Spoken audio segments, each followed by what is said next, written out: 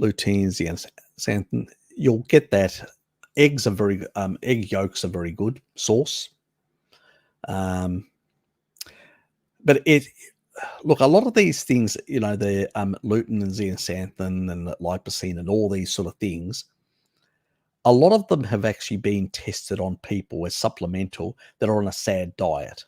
They're in a highly inflamed state already.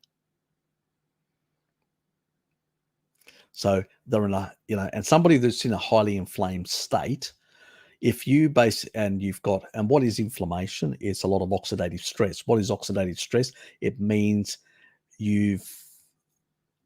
certain things have interacted with your tissue. They've hijacked an electron. That tissue now is unstable because it's missing an electron. And an antioxidant basically provides back that electron and stabilizes it. So it has this sort of effect.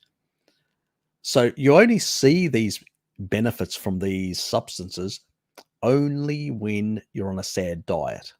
And most of the research is done on people like that. When people are on a species-appropriate diet, like a carnivore diet or a low inflammatory diet, like some of the other low-carb anti-inflammatory diets, they don't have these effects. And the requirements for these sort of antioxidants goes down considerably, because when your insulin drops, your intracellular antioxidants go up quite a bit. So your glutathione goes up. When you're on carbohydrates, your glutathione goes down. That should tell you something. So when your glutathione goes up, you know what it does?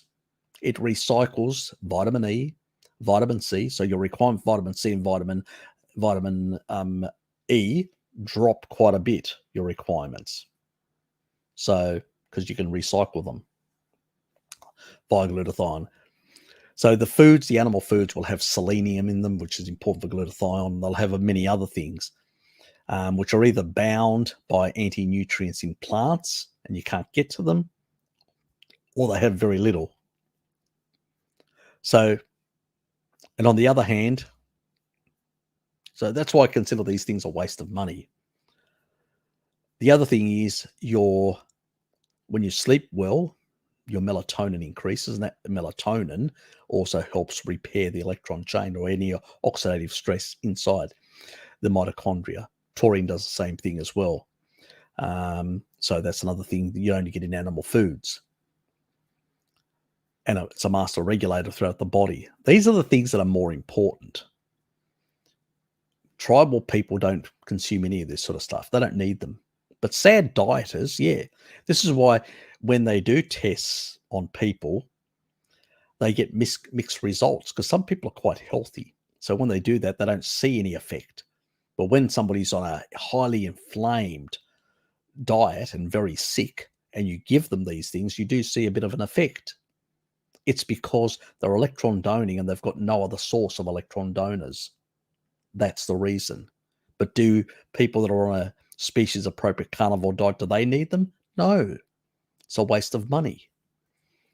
And putting too many of these antioxidants in, because we do need some reactive oxygen species in our body for signaling and all that, and you can actually sort of derange some normal functions in the body as well. So there's a sweet spot.